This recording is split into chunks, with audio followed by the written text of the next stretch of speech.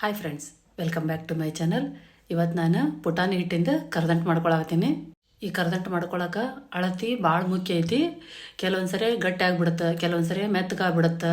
ಈಗ ನೀವು ನೋಡ್ತಿರ್ಬೋದಲ್ಲ, ಈ ಥರ ನಿಮ್ಗೆ ಪರ್ಫೆಕ್ಟ್ ಅಳತಿ ಒಳಗೆ ಮಾಡ್ಕೋಬೇಕಂದ್ರೆ ವಿಡಿಯೋ ಸ್ಕಿಪ್ ಮಾಡ್ಲಾರ್ದ ಪೂರ ನೋಡ್ರಿ, ಅಂದ್ರೆ ತಿಳಿತೈತಿ. ಇವಾಗ ಮೆಜರ್ಮೆಂಟ್ ತಿಳ್ಕೊಳ್ಳೋಣ. ನಾನು 100 ಗ್ರಾಮು ಪುಟಾಣಿ, 100 ಗ್ರಾಮು ಸಕ್ರೆ, ಏಲಕ್ಕಿ ಪುಡಿ, ಗಸಗಸೆ ಮತ್ತು ಹೆಚ್ಚಿರೋದು ಕೊಬ್ಬರಿ ತೊಗೊಂಡಿನಿ, ಒಣ ಕೊಬ್ಬರಿ. ಈಗ ಪುಟಾಣಿನ ಮಿಕ್ಸರಿಗೆ ಹಾಕೋಬೇಕು, ನೈಸಾಗಿ ಪೌಡ್ರ್ ಮಾಡ್ಕೋಬೇಕು. ನೈಸ್ ಆಗಲಿಲ್ಲ ಅಂದ್ರೆ ಸಣ್ಣ ತೂತಿಂದು ಸಾಣಿಗೆ ಬರುತ್ತೆ, ಅದ್ರೊಳಗೆ ಸಾನೀಸ್ ತಗೋರಿ. ಈಗ ನೀವು ನೋಡ್ತಿರ್ಬೋದು, ಈ ಥರ ಸಣ್ಣ ಆಗಬೇಕು. ಈಗ ಕರ್ದಂಟಿಗೆ ಪಾಕ ಮಾಡ್ಕೊಳ್ಳೋಕ್ಕಿಂತ ಮೊದಲು ನಾವು ಎಲ್ಲ ರೆಡಿ ಮಾಡಿ ಇಟ್ಕೊಂಡ್ಬಿಡ್ಬೇಕು. ಅದಕ್ಕೆ ನಾನು ಒಂದು ಪ್ಲೇಟಿಗೆ ಎಣ್ಣೆ ಹಚ್ಚಿ ಇಟ್ಕೊಳತ್ತೀನಿ. ಈಗ ಒಂದು ಪಾತ್ರೆಗೆ ಸಕ್ಕರೆ ಹಾಕ್ಕೊಂಡು ಸಕ್ಕರೆ ಮುಳುಗುವಷ್ಟಷ್ಟ ನೀರು ಹಾಕೋಬೇಕು. ಜಾಸ್ತಿ ಹಾಕಬಾರ್ದು, ಜಾಸ್ತಿ ಹಾಕಿದ್ರೆ ಪಾಕ ಬರೋದು ಲೇಟ್ ಆಗುತ್ತೆ.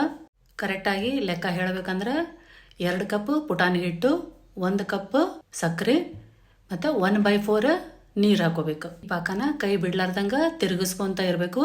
ದೊಡ್ಡ ದೊಡ್ಡ ಗುಳ್ಳಿ ಬರ್ತಾವೆ, ಅವಾಗ ನಾವು ಪಾಕ ಚೆಕ್ ಮಾಡ್ಕೋಬೇಕು. ಈಗ ನೋಡ್ರಿ, ನೀವು ನೋಡಕತ್ತಿರಲ್ಲ, ಈ ಥರ ನೀರೊಳಗೆ ಹಾಕಿದ್ರೆ ಉಂಡಿ ಟೈಪ್ ಬರಬೇಕು. ಈಗ ನೋಡ್ರಿ, ನೀವು ಕೈಯೊಳಗೂ ಚೆಕ್ ಮಾಡಿ ತೋರ್ಸಾಕತ್ತೀನಿ ನಾನು. ಈ ಎಳೆ ಏನೈತಿ ಕಟ್ ಆಗಬಾರ್ದು, ಹಿಂಗೆ ಮೇಲೆ ಎತ್ತಿದ್ರೆ ಕಟ್ ಆಗಬಾರ್ದು. ಆ ಟೈಮ್ ಒಳಗೆ ನಾವು ಸ್ಟವ್ ಆಫ್ ಮಾಡ್ಕೊಂಡ್ಬಿಡ್ಬೇಕು. ಅದಕ್ಕೊಂದು ಸ್ವಲ್ಪ ಏಲಕ್ಕಿ ಪುಡಿ ಮತ್ತು ಬೀಸಿಟ್ಕೊಂಡಿದ್ದು ಹಿಟ್ಟು ಸ್ವಲ್ಪ ಹಾಕೊಂತ ಮಿಕ್ಸ್ ಮಾಡ್ಕೋಬೇಕು. ಎಲ್ಲ ಒಮ್ಮೆಲೆ ಹಿಟ್ಟು ಹಾಕೋಬಾರ್ದು, ಅದು ಉಳಿತಂದ್ರೆ ನೀವು ಮತ್ತೊಂದು ಸರಿ ಮಾಡ್ಕೊಳಕ್ಕೆ ಬರ್ತೈತಿ. ಈಗ ನೋಡ್ರಿ, ಈ ಕನ್ಸಿಸ್ಟೆನ್ಸಿ ಒಳಗೆ ನೀವು ಮಾಡ್ಕೊಂಡು ತುಪ್ಪ ಹಚ್ಚಿದ ಪ್ಲೇಟಿಗೆ ಹಾಕೋಬೇಕು. ಲೇಟ್ ಮಾಡಬಾರ್ದು, ಗಟ್ಟಿ ಆಗಿಬಿಡುತ್ತೆ. ಹಾಕ್ಕೊಂಡು ಇದನ್ನು ಅಗಲ್ ಮಾಡಬೇಕು.